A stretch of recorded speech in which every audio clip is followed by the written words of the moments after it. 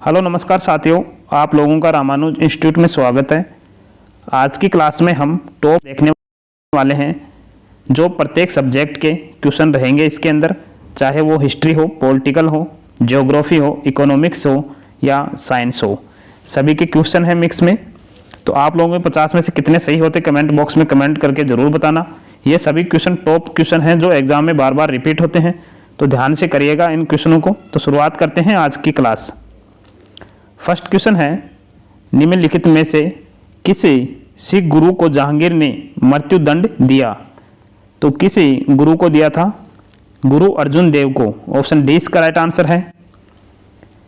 सिख संप्रदाय की स्थापना का श्रेय इसके प्रथम गुरु नानक को है। गुरु नानक के अनुयायी ही सिख कहलाते हैं। ये बादशाह बाबर एवं हुमायूं के समकालीन थे।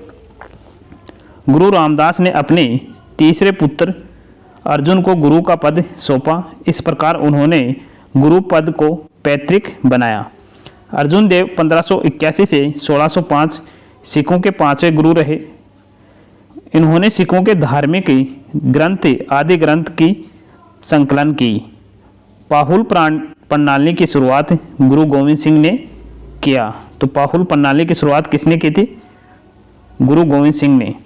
1699 ईस्वी में बैसाखी के दिन गुरु गोविंद सिंह ने खालसा पंथ की स्थापना की। किस पंथ की स्थापना की? खालसा पंथ की स्थापना की थी किसने?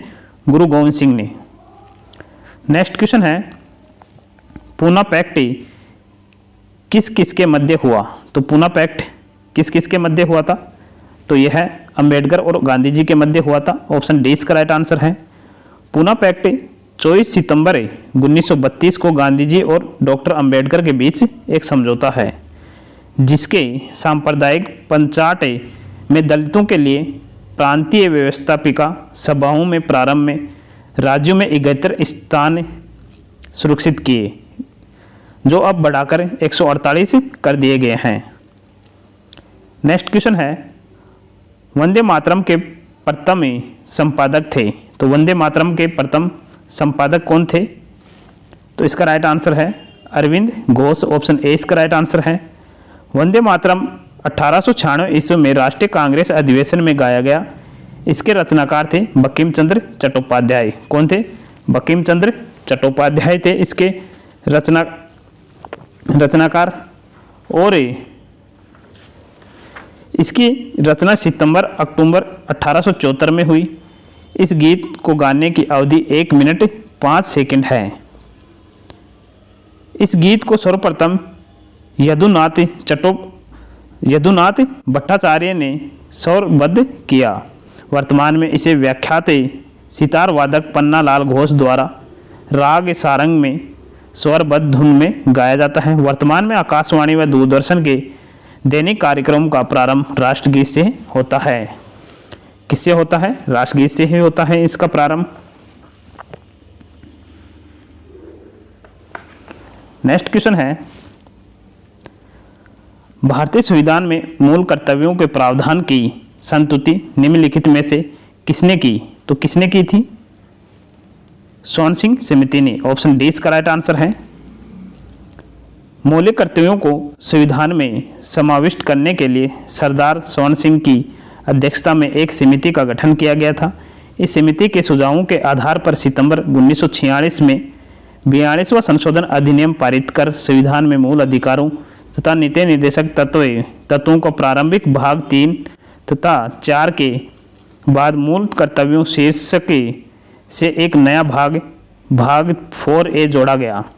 इसलिए भाग 4A में एक नया अनुच्छेद 51A सम्मिलित कर लिया गया, जिसमें मौलिक कर्तव्यों की व्यवस्था की गई। वर्तमान समय में कुल 11 मौलिक कर्तव्य हैं। कितने हैं? 11 मौलिक कर्तव्य हैं। अगला क्वेश्चन है, निम्नलिखित में से कौन सा पदार्थ सबसे अधिक ज्वलनशील है? तो सबसे अधिक ज्वलनशील पदार्थ कौन सा है इनमें से? तो वो है नायलॉन। ऑप्शन बी इसका राइट आंसर है।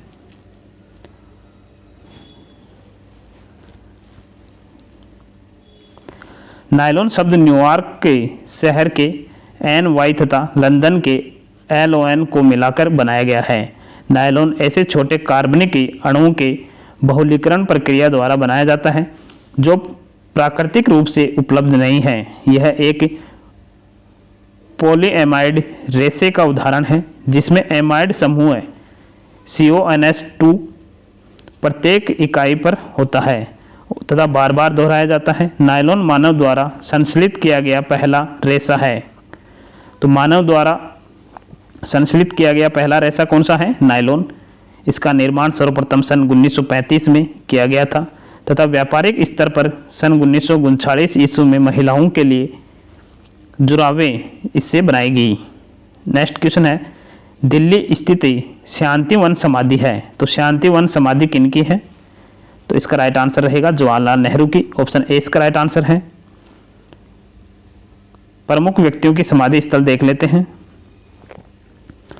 राजघाट है महात्मा गांधी जी की, विजय घाट है लाल बहादुर शास्त्री की, शक्ति स्थल है इंदिरा गांधी जी की, किसान घाट है चौधरी चरण सिंह का, अभय घाट है मोरारजी देसाई का, वीर भूमि है राजीव गांधी की, समता स्थल है जगजीवन राम का, महाप्रयाण घाट है डॉक्टर राजेंद्र प्रसाद का। काफ़ी इंपॉर्टेंट है, सभी याद रखना। एक क्वेश्चन बनता है यहाँ से। अगला क्वेश्चन है, चीनी यात्री फाहियान ने भारत का भ्रमण किया, तो चीनी यात्री फाहियान चंद्रगुप्त द्वितीय, जिन्हें विक्रमादित्य के शासनकाल में आए थे, ये ऑप्शन सी इसका राइट आंसर है। फाहियान ने भारत के संबंध में लिखा है कि चंद्रगुप्त द्वितीय का प्रभाव संपूर्ण मध्य प्रदेश पर था, बंगाल का प्रदेश तथा आसाम पर भी उसका पूर्ण नियंत्रण था। चंद्रगुप्त द्वितीय विक्रमादित्य की गणना भारत के महानतम सम्राटों में की जाती है। उसका शासनकाल प्राचीन भारतीय इतिहास में स्वर्ण युग के नाम से जाना जाता है। गुप्त काल में युद्ध देवता के रूप में कार्तिकेय की पूजा की जाती है। गुप्त काल में भगवान सूर्य की उपासना हिंदू धर्म का एक महत्वपूर्ण हिस्सा बन गई। नेक्स्ट क्वेश्चन है, युद्ध या बाह्यतम आक्रमण के कारण की गई आपातकाल की घोषणा संसद द्वारा अनिवार्य अनुमोदन होना चाहिए, तो इसका राइट आंसर रहेगा 1 महीने में। ऑप्शन ए इसका राइट आंसर है। 44वें संशोधन के अनुसार अनुच्छेद 352 के अधीन उद्घोषणा किए जाने की तारीख से 1 माह की समाप्ति पर प्रवर्तन में नहीं रहेगी, यदि उस अवधि के समाप्त होने से पहले संसद के दोनों सदन संकल्प द्वारा उसका समर्थन नहीं करते हैं। यदि उद्घोषण के समय या उसके 1 मास के भीतर ही लोकसभा का विघटन हो गया है, तो उस सदन के पूर्ण गठन के पश्चात पहली बैठक होने की तारीख से 30 दिन तक उद्घोषणा बनी रहेगी, परंतु यह तब जब राज्यसभा ने बीज संकल्प द्वारा उसका अनुमोदन कर दिया गया हो। अगला क्वेश्चन है, शून्य आधार वाला बजट सर्वप्रथम लागू हुआ था, तो शून्य आधार वाला बजट सर्वप्रथम लागू कहाँ हुआ था? तो इसका राइट आंसर रहेगा संयुक्त राज्य अमेरिका में। ऑप्शन डी इसका राइट आंसर है। भारतीय बजट के इतिहास में सर्वप्रथम 1985 में शून्य बजट की अवधारणा का विकास हुआ। इसके अंतर्गत गैर योजना बजट के कोष को पूर्व योजना के प्रावधान से अलग करके देखा जाए और उस मद का पुनर्मूल्यांकन करके नए सिरे से उसके लिए धन की व्यवस्था करने का प्रावधान किया जाए। इस व्यवस्था का उद्देश्य उन योजनाओं को अतिरिक्त वित्त जारी करने के बजाय समाप्त कर देना है जिनका महत्व समाप्त हो चुका है या अब वे अपसार्गिंग हो चुकी हैं। नेक्स्ट क्वेश्चन है, संसार में चाय का मुख्य उत्पादक देश है, तो चाय का मुख्य उत्पादक देश कौन सा है इनमें से? इसका राइट आंसर रहेगा चीन। ऑप्शन ए इसका राइट आंसर है। विश्व के कुल उत्पादन का 30% उत्पादित करते हुए चीन चाय का सबसे बड़ा उत्पादक देश है। इसके बाद भारत, श्रीलंका और केन्या का स्थान आता है। चीन विश्व में सबसे बड़ा चाय उत्पादक तथा श्रीलंका सबसे बड़ा निर्यातक देश है। भारत में चाय उत्पादन क्षेत्र हैं पश्चिम बंगाल में दार्जिलिंग, ब्रह्मपुत्र घाटी में, असम में, दक्षिण भारत में नीलगिरी पहाड़ियाँ, केरल में कोचीन और मालाबार। नेक्स्ट क्वेश्चन है, यूनानी चिकित्सा विज्ञान का जनक किसे मानते थे? तो यूनानी चिकित्सा विज्ञान का जनक किसे मानते थे? तो उसका नाम है हिप्पोक्रेटस। ऑप्शन सी इसका राइट आंसर है। हिप्पोक्रेटस 460 से 370 बीसी को फादर ऑफ मेडिसिन के रूप में जाना जाता है। इन्होंने अनेक पौधों को औषधियों के रूप में प्रयोग किया। थियोफ्रेस्टस को फादर ऑफ बॉटनी माना जाता है। इन्होंने लगभग 500 पादपों का क्रमबद्ध विवरण दिया। तो फादर ऑफ बॉटनी कौन कहलाते हैं? थियोफ्रेस्टस। और फादर ऑफ मेडिसिन कौन कहलाते हैं? हिप्पोक्रेटस। काफ़ी इंपॉर्टेंट है, याद रखना। अगला क्वेश्चन है, क्रोना किस देश की करेंसी है? तो क्रोना किसकी है? इसका राइट आंसर रहेगा स्वीडन की। ऑप्शन 20 का राइट आंसर है। कुछ इंपॉर्टेंट देश की मुद्रा देखते हैं। भूटान की है न्यूलटूम। क्या है? न्यूलटूम है।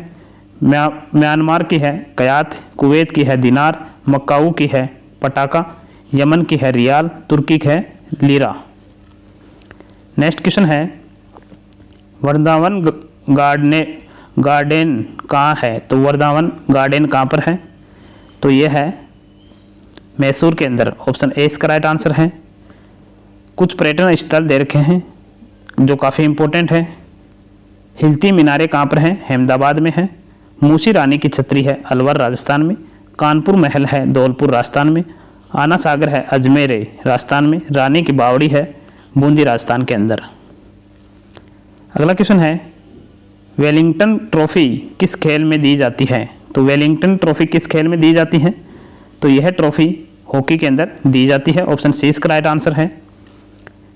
कुछ इंपॉर्टेंट ट्रॉफियाँ हैं जो आप लोगों के लिए काफ़ी इंपॉर्टेंट है एग्जाम की दृष्टि से। बैडमिंटन की है नारंग कप या चड्डा कप। ब्रिज की है होल्डर ट्रॉफी। पोलो की है एजरा कप। क्रिकेट की है रानी झांसी ट्रॉफी या ईरानी ट्रॉफी। हॉकी की है मुरुगप्पा गोल्ड कप या संतोष ट्रॉफी। तो संतोष ट्रॉफी काफ़ी बार पूछा जाता है। ईरानी ट्रॉफी भी काफ़ी बार पूछी जाती है। चड्डा कप काफ़ी बार पूछा जाता है। इनको याद रखना। अगला क्वेश्चन है, भारत के राष्ट्रपति के रूप में निर्वाचन के लिए योग्यता की निम्नतम उम्र है? तो कितनी उम्र है? तो इसका राइट आंसर है 35 वर्ष। ऑप्शन ए इसका राइट आंसर है। संविधान के अनुच्छेद 58 के अनुसार, किस अनुच्छेद के अनुसार? 58 के अनुसार कोई भी व्यक्ति राष्ट्रपति के पद के लिए योग्य तब होगा जब वह भारत का नागरिक हो, 35 वर्ष की आयु पूरी कर चुका हो, लोकसभा का सदस्य निर्वाचन होने के लिए योग्य हो तथा भारत सरकार या किसी राज्य की सरकार के अधीन या उक्त सरकारों में से किसी के नियंत्रण में किसी स्थानीय अन्य प्राधिकारी के अधीन कोई लाभ पद धारण नहीं करता हो। यदि कोई व्यक्ति राष्ट्रपति या उपराष्ट्रपति के पद पर संघ अथवा किसी राज्य के मंत्रिमंडल का सदस्य हो तो यह नहीं माना जाएगा कि वह लाभ के पद पर हो। नेक्स्ट क्वेश्चन है, नटराज की प्रसिद्धि कांस्य मूर्ति उदाहरण है? तो ये किसका उदाहरण है? चोल कला का उदाहरण है। ऑप्शन डी इसका राइट आंसर है। स्थानीय स्वशासन चोल प्रशासन की मुख्य विशेषता थी। कौन सी थी? स्थानीय स्वशासन। चोल साम्राज्य का सर्वाधिक विस्तार राजेंद्र प्रथम के शासनकाल में हुआ। चोल कालीन ने नटराज प्रतिमा को चोल कला का सांस्कृतिक सार या निचोड़ कहा जाता है। चोल काल का सबसे महत्वपूर्ण बंदरगाह कौन सा था? कावेरी पट्टनम बंदरगाह था। विष्णु के उपासक अलवार एवं शिव के उपासक नैनार कहलाते थे। तो विष्णु के उपासक क्या कहलाते थे? अलवार, और शिव के उपासक नैनार। काफ़ी इंपॉर्टेंट है। मोहम्मद गोरी कहाँ का शासक था? तो मोहम्मद गोरी कहाँ का शासक था? अफगानिस्तान का। ऑप्शन 20 का राइट आंसर है।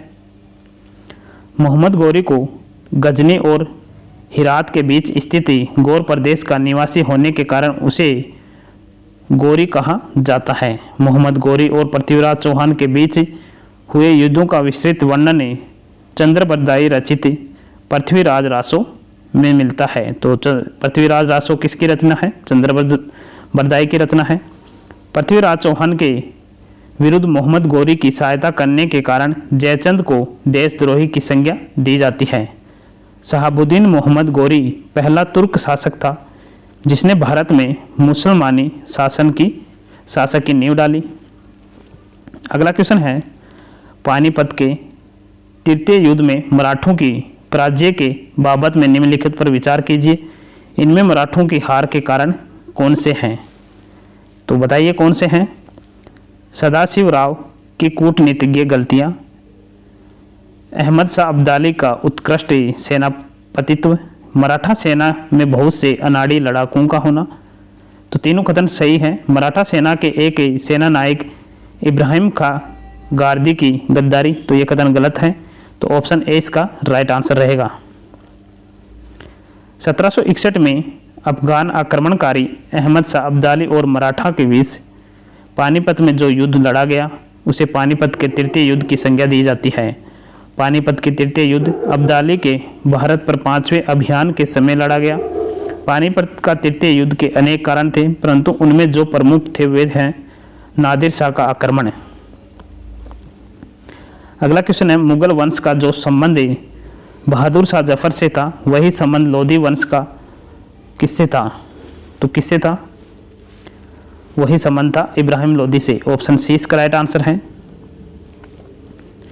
इब्राहिम लोधी दिल्ली के लोधी वंश का तीसरा और अंतिम शासक था। इसने 1517 से 26 ईस्वी तक दिल्ली सल्तनत की सत्ता संभाली। 1526 ईस्वी में बाबर ने पानीपत की पहली लड़ाई में दिल्ली के अंतिम सुल्तान इब्राहिम लोधी को पराजित कर मार डाला और इस प्रकार दिल्ली सल्तनत का अंत हो गया तथा मुगल साम्राज्य की स्थापना हुई। इस वंश में कुल 3 शासक हुए। वे थे बहलोल जो 1451 से 81 तक, सिकंदर 1489 से 1517 तक तथा इब्राहिम 1517 से 1526 ईस्वी तक। अगला क्वेश्चन है, पंडित भीमसेन गुरुराज जोशी हैं, तो इसका राइट आंसर है हिंदुस्तानी गायक हैं। ऑप्शन बी इसका राइट आंसर है। भीमसेन जोशी एक हिंदुस्तानी गायक हैं जिन्हें सदाबहार ख्याति प्राप्त है। चिन्ना मोला शेख यह कर्नाटक शैली के संगीतज्ञ हैं। इनकी विशेषता नाडेश्वरम के वादन में है। गंधर्व कुमार ये हिंदुस्तानी शैली की ख्याति प्राप्त शास्त्रीय गायक हैं। परवीन सुल्तान हिंदुस्तानी शैली की गायिका हैं। इस शैली के गायकों में इनका प्रमुख स्थान है।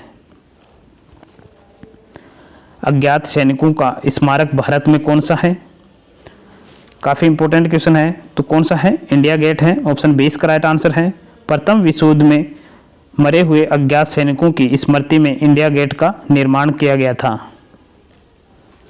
अगला क्वेश्चन है, पंडित किशन महाराज निम्नलिखित बाह्य यंत्र के प्रमुख वादक हैं, तो इसका राइट आंसर रहेगा तबला वादक हैं। ऑप्शन डी इसका राइट आंसर है।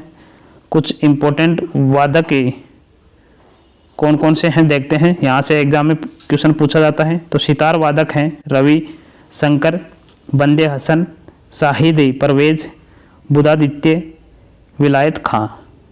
नाद सवरम हैं कौन कौन से हैं? शेख चिन्ना मौलाना, राज रतन पिलई। परवाज खां गोपाल दास हैं, उस्ताद रहमान हैं। सरोद वादक हैं हाफिज खां, अहमद अली खां, जरीन दारूवाला।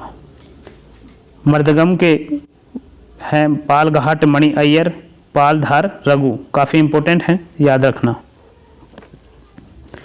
अगला क्वेश्चन है, मदुरई राजधानी थी, तो मदुरई किनकी राजधानी थी?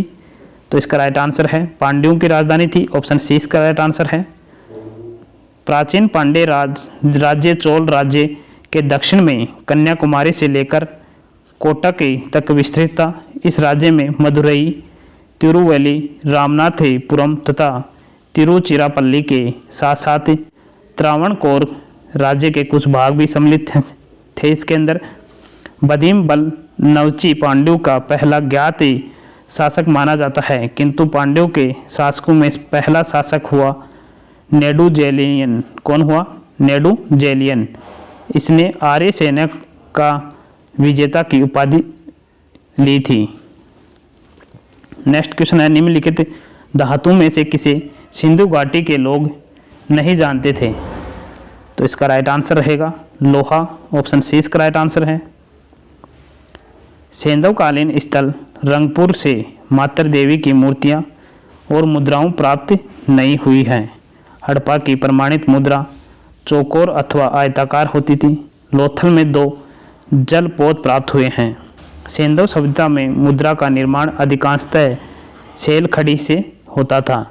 हड़प्पा पंजाब में रावी नदी के तट पर है, तो हड़प्पा सभ्यता पंजाब में रावी नदी के तट पर है। मिस्र और मेसोपोटामिया की भांति सैंधव सभ्यता पूर्णतः ईश्वरवादी थी।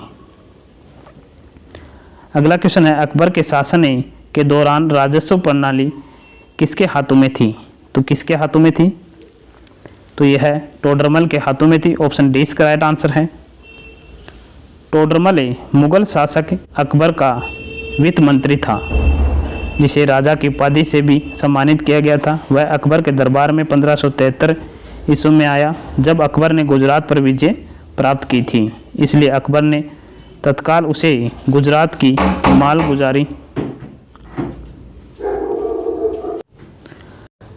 का बंदोबस्त करने के लिए वहां नियुक्त किया। टोडरमल ने ही सर्वप्रथम भूमि नापने की समरूप प्रणाली प्रचलित की, उर्वरता के आधार पर जमीन का वर्गीकरण किया तथा लगान की दर फसल की 1/3 निर्धारित की, जिसे सीधे किसानों से वसूल की जाती थी। इस प्रकार टोडरमल द्वारा भूमि संबंधी क्षेत्रों में क्रांतिकारी परिवर्तन किया गया। कालांतर में यह व्यवस्था पूरे मुगल साम्राज्य में लागू कर दी गई। नेक्स्ट क्वेश्चन है, कर्नाटक संगीत का पितामह किसे कहा जाता है? तो कर्नाटक संगीत का पितामह किसे कहा जाता है? तो पुरंदरदास को कहा जाता है। यशगान कर्नाटक की नृत्य नाट्य शैली का मिश्रण है। तो यशगान कहाँ का है? कर्नाटक का है। इसका उद्गम प्राचीन भगवान अट्टा से हुआ है। इसके विषय महाकाव्यों से संबंधित होते हैं। इस नृत्य में पैरों की थिरकन और संपूर्ण शरीर के हाव भाव का सामंजस्य होता है। यह अच्छाई पर बुराई की जीत दर्शाता है। इस नृत्य एवं कथकली में कुछ समानताएं हैं। अगला क्वेश्चन है, अलेक्जेंडर की भारत से लौटने के उपरांत 323 बीसी में कहाँ मृत्यु हुई थी? तो इसका राइट आंसर रहेगा बेबीलोन के अंदर। ऑप्शन डी इसका राइट आंसर है। शिष्यों के क्रम में याद रखने के लिए विशेष सूत्र सुपी 80 यानी सु यानी सुकरात, प यानी प्लेटो, ए यानी अरस्तु, सी यानी सिकंदर। सिकंदर अरस्तु का शिष्य था। सिकंदर का सेनापति सिलोकस निकेटर था। सिकंदर की मृत्यु 323 ईसा पूर्व में बेबीलोन में 33 वर्ष की अवस्था में हो गई थी। अगला क्वेश्चन है, निम्नलिखित मुगल शासकों में से किसे प्रिंस ऑफ बिल्डर्स के नाम से पुकारा जाता है? तो प्रिंस ऑफ बिल्डर्स के नाम से किसे पुकारा जाता है? शाहजहां को। ऑप्शन डी इसका राइट आंसर है।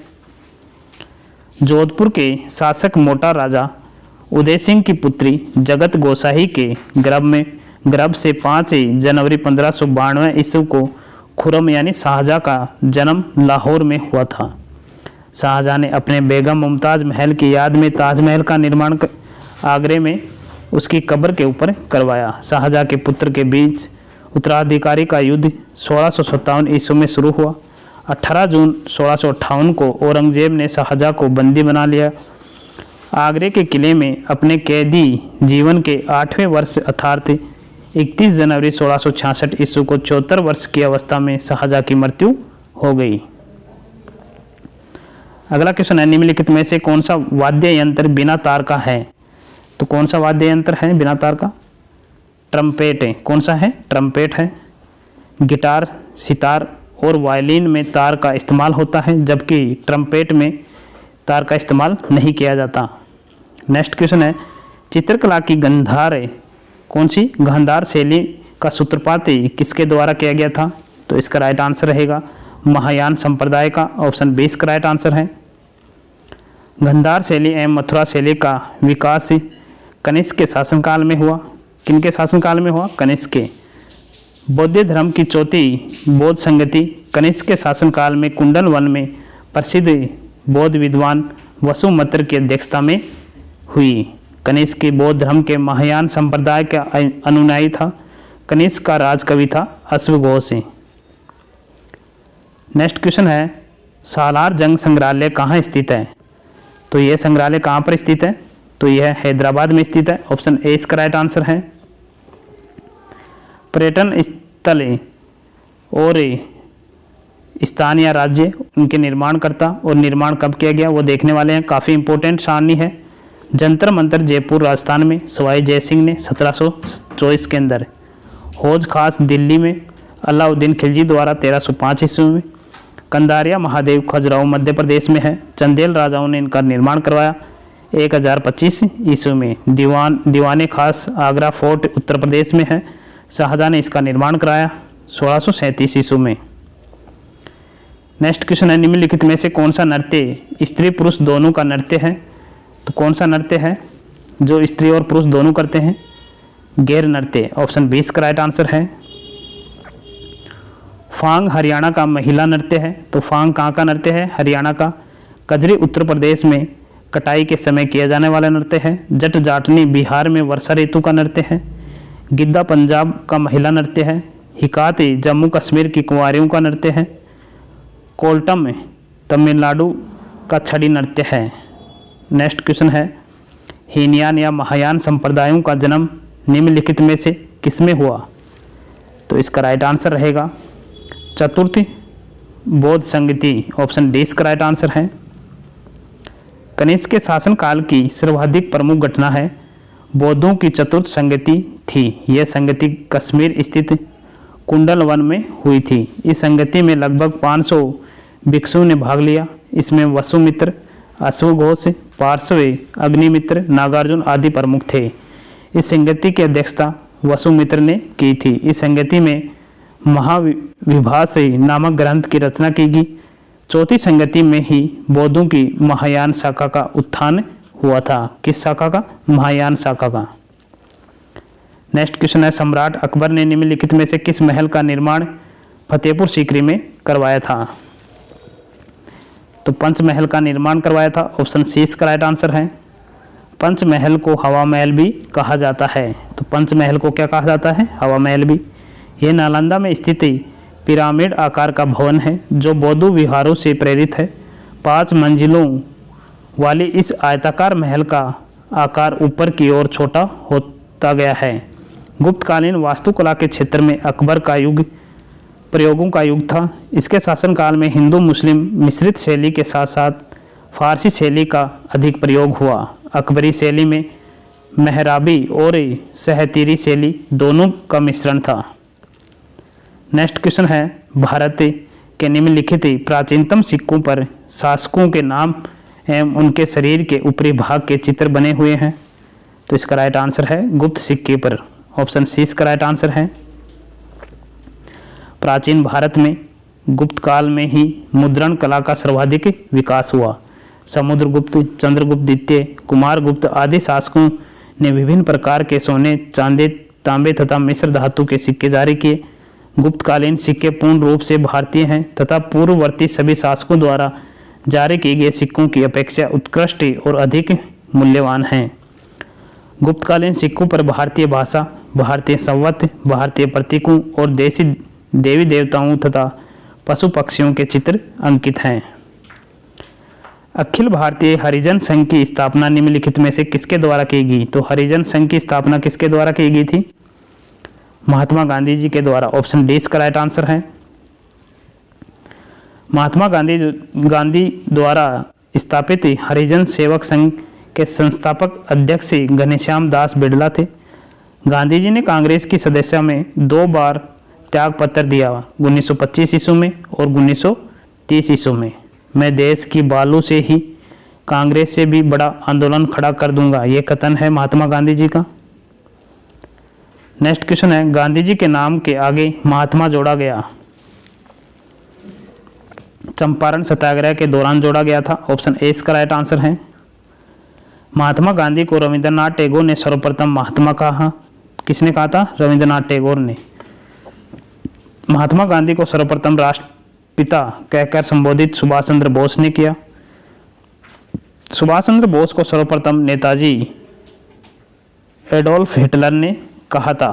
वल्लभ भाई पटेल को सरदार की उपाधि वारडोली सत्याग्रह की सफलता के बाद वहां की महिलाओं द्वारा दी गई थी। सुभाष चंद्र बोस के राजनीतिक गुरु कौन थे? गुरु देशबंधु चित्तरंजन दास थे। भारतीय शिक्षा व्यवस्था के संबंध में चार्ल्स वुड डिस्पैच किस वर्ष में आया था? तो ये कब आया था? 1854 ईस्वी में।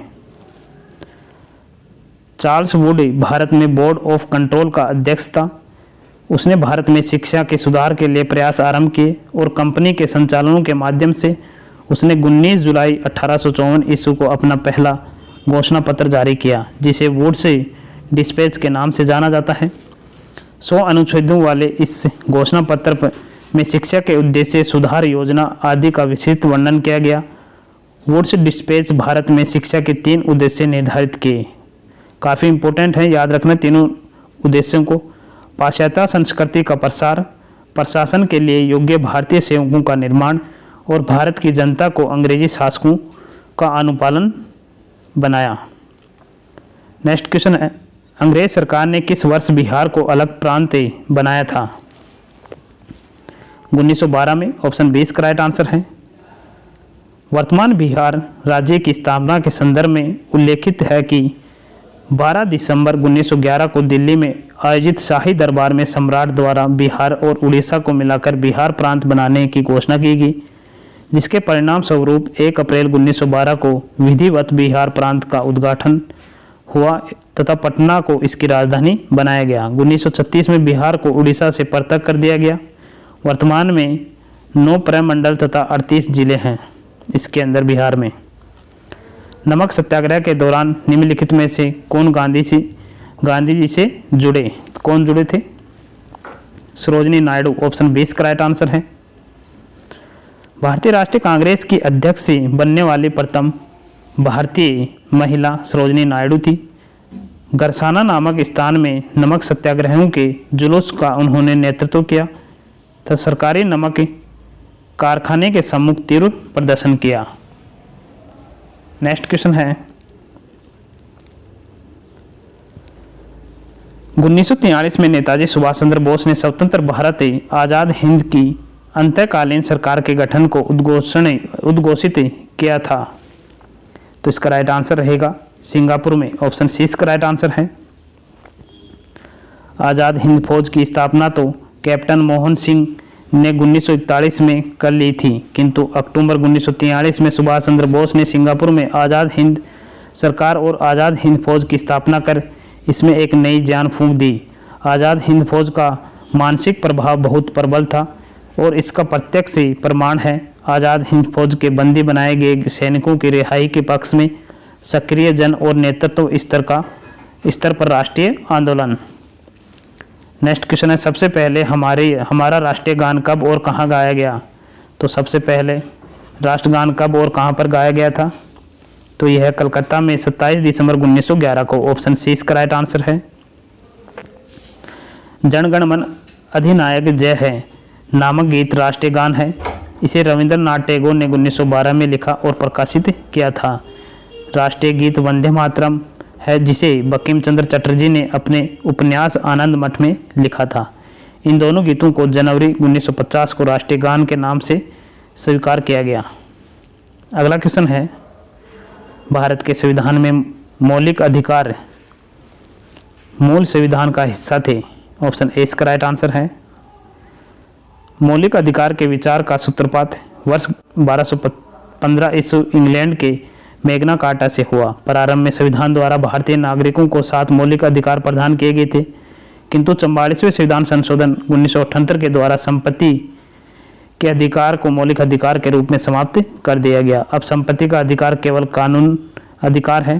परामर्श समिति तथा उप समिति के सिफारिश के आधार पर संविधान में मूल अधिकारों को शामिल किया गया। राज्य लोक सेवा आयोग के सदस्यों की नियुक्ति कौन करता है? तो इनकी नियुक्ति करता है राज्यपाल। ऑप्शन 6 का राइट आंसर है। भारतीय संविधान के अनुसार केंद्र या राज्यों के लिए अलग अलग लोक सेवा आयोग की स्थापना की गई। संघ लोक सेवा आयोग अखिल भारतीय सेवाओं तथा केंद्रीय सेवाओं के लिए नियुक्त करता है। राष्ट्रपति संघ लोक सेवा आयोग की सिफारिश पर संघ लोक सेवा के अधिकारियों की नियुक्ति करता है। तो राष्ट्रपति संघ लोक सेवा आयोग की सिफारिश पर संघ लोक सेवा अधिकारियों की नियुक्ति करता है। भारतीय गणतंत्र में किसी राज्य की सदस्यता है तो क्या है? अनिवार्य है। ऑप्शन 6 का राइट आंसर है। सरकार राज्य का एक महत्वपूर्ण अंग है, परंतु सभी राज्यों की सरकार का स्वरूप एक समान नहीं होता। सरकार के स्वरूप का चयन देश के विशेष परिस्थितियों और आवश्यकताओं को ध्यान में रखकर किया जाता है। यही कारण है कि किसी देश की सरकार का एकात्मक और किसी की संघात्मक होती है। एकात्मक प्रणाली में संपूर्ण शक्ति केंद्र में निहित होती है और संघात्मक प्रणाली में संपूर्ण शक्ति केंद्र तथा राज्यों के बीच विभाजित होती है। अगला क्वेश्चन है, भारतीय संविधान का निम्नलिखित में से कौन सा पक्ष यूएसए के संविधान के समान है? तो कौन सा पक्ष है? मौलिक अधिकार। ऑप्शन 20 का राइट आंसर है। भारतीय संविधान के निर्माण में संयुक्त राज्य अमेरिका के संविधान से निम्न सहायता ली गई है: मौलिक अधिकार की, न्यायिक पुनरावलोकन की, संविधान की सर्वोच्चता की, न्यायपालिका की स्वतंत्रता, निर्वाचित राष्ट्रपति एवं उस पर महाभियोग, उपराष्ट्रपति, उच्चतम तथा उच्च न्यायालयों की न्यायाधीशों की हटाने की विधि एवं वित्तीय आपात अमेरिका के संविधान से लिया गया है। काफ़ी इंपॉर्टेंट है, याद रखना। नेक्स्ट क्वेश्चन है, कौन सी नदी दक्षिण भारत की गंगा कहलाती है? तो दक्षिण भारत की गंगा कौन सी नदी कहलाती है? तो इसका राइट आंसर है कावेरी नदी। ऑप्शन 20 का राइट आंसर है। कुछ इंपॉर्टेंट टॉप पॉइंट्स हैं। एशिया की अंडों की टोकरी कौन सी? आंध्र प्रदेश। वर्धगंगा गोदावरी को कहा जाता है। भारत का डेट्रॉयड किसे कहते हैं? पीथमपुर मध्य प्रदेश। त्योहारों का नगर किसे कहते हैं? मदुरई को तमिलनाडु में है। क्वीन ऑफ डेक्कन किसे कहा जाता है? पुणे को। पुरू का पेरिस किसे कहा जाता है? जयपुर को। काफ़ी इंपॉर्टेंट है। अगला क्वेश्चन है, किस राज्य की सीमा चीन से जुड़ी हुई है? तो किस राज्य की जुड़ी हुई है? अरुणाचल प्रदेश की। ऑप्शन 20 का राइट आंसर है। भारत एवं चीन की सीमा से सटे राज्य हैं जम्मू कश्मीर, हिमाचल प्रदेश, उत्तराखंड, सिक्किम तथा अरुणाचल प्रदेश। म्यांमार की सीमा को स्पर्श करने वाले भारतीय राज्य हैं अरुणाचल प्रदेश, नागालैंड, मणिपुर तथा मिजोरम। बांग्लादेश की सीमा से सटे भारतीय राज्य हैं मिजोरम, त्रिपुरा, असम, मेघालय तथा पश्चिम बंगाल। पाकिस्तान एवं भारत की सीमा से स्पर्श करने वाले भारतीय राज्य हैं जम्मू कश्मीर, पंजाब, राजस्थान तथा गुजरात। नेक्स्ट क्वेश्चन है, भारत में झूम कृषि जुड़ी हुई है। तो झूम कृषि भारत के अंदर जनजातीय या आदिवासियों लोगों से जुड़ी हुई है। झूम कृषि आमतौर पर पर्वतीय क्षेत्रों में की जाती है। कहाँ की जाती है? पर्वतीय क्षेत्रों में। पर्वतीय क्षेत्रों में कृषि कार्य के लिए वनों को साफ किया जाता है और 2-3 वर्षों तक खेती करने के बाद स्थान बदलकर फिर दूसरी जगह खेती की जाती है। उसे झूम कृषि की संज्ञा दी जाती है।